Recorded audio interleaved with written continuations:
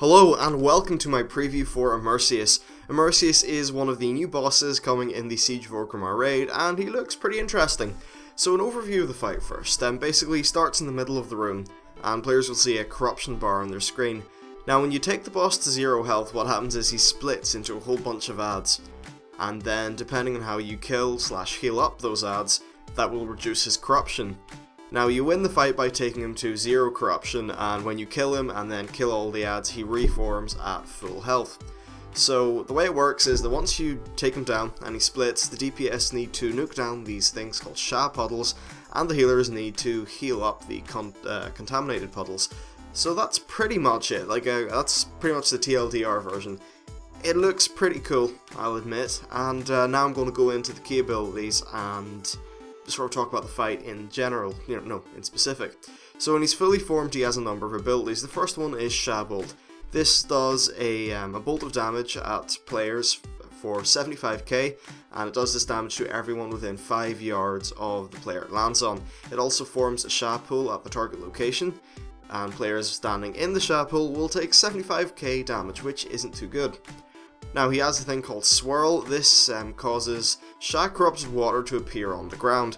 Now if you touch these, you will take 30k damage and be knocked away. So that's definitely not too nice.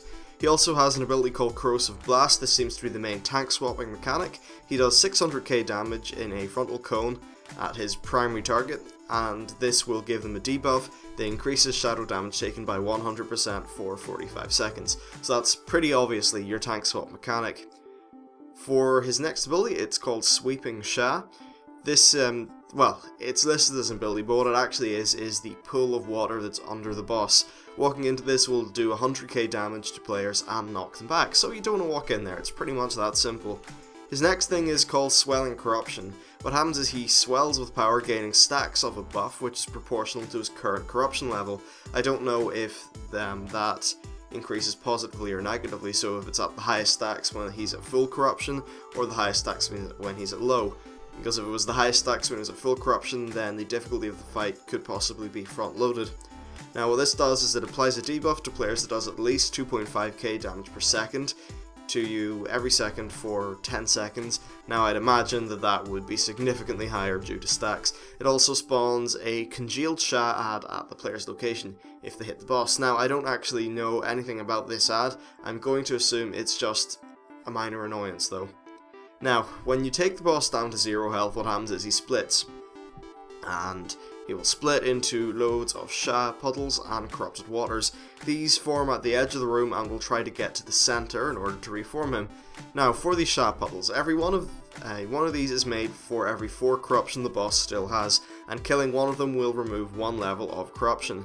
Now when a puddle is destroyed, it has an ability called Sha Residue. So it triggers this Sha Residue thing and does 75k damage to players within 8 yards and increases damage dealt to other Sha puddles by 25%. Now I don't know if that's just increases damage done to Sha puddles within 8 yards or causes players within 8 yards to do 25% more damage to Sha puddles. It's a little bit non-specific and we'll have to see what happened. I couldn't really infer how that specifically worked from looking at the various kill videos on twitch.tv, stuff like that. So that is the Sha puddles. The next one is Contaminated Puddles.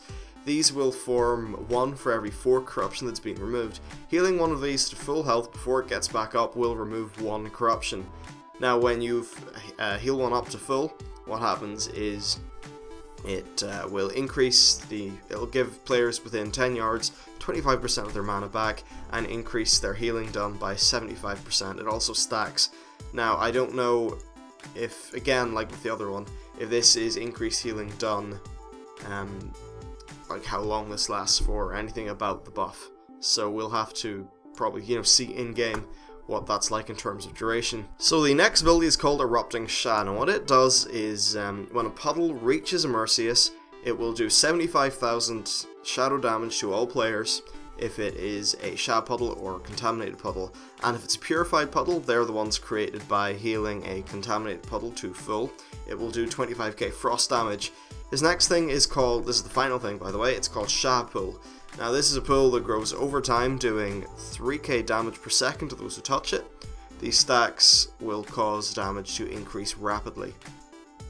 So it seems like the longer you stand in one, you take greatly increased damage per second. Now, touching one of these pools causes it to decrease in size, and letting a puddle move over it will make it get bigger. So essentially it's just managing the size of these pools. And I think if anyone remembers the Jikun fight, when sometimes you'll have to stand in the puddles to make them disappear, I think it'll be similar to that. Of course it won't make them disappear, but that's roughly how I think it works. So that's pretty much the fight. It's sort of two-phase fight. Seems like it lasts those 2 phases until the end of the fight. Both phases seem to be relatively interesting, and it does look quite varied. I'd be worried that perhaps the fight would last too many phases, which would make it kind of boring. I think this fight's probably best if you do each phase once. Sorry, not once, twice. But it does seem to be rather interesting. The boss himself looks pretty cool, you know, but pretty damn massive. So I think, yeah, this is probably a suitable boss for the raid.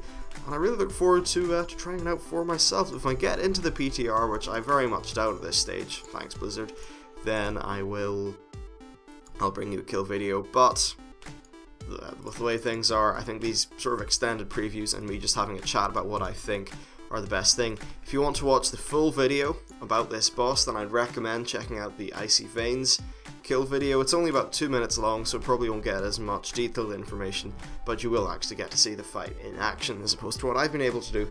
So that's it for now. Thank you for watching, and I will see you next time. Bye.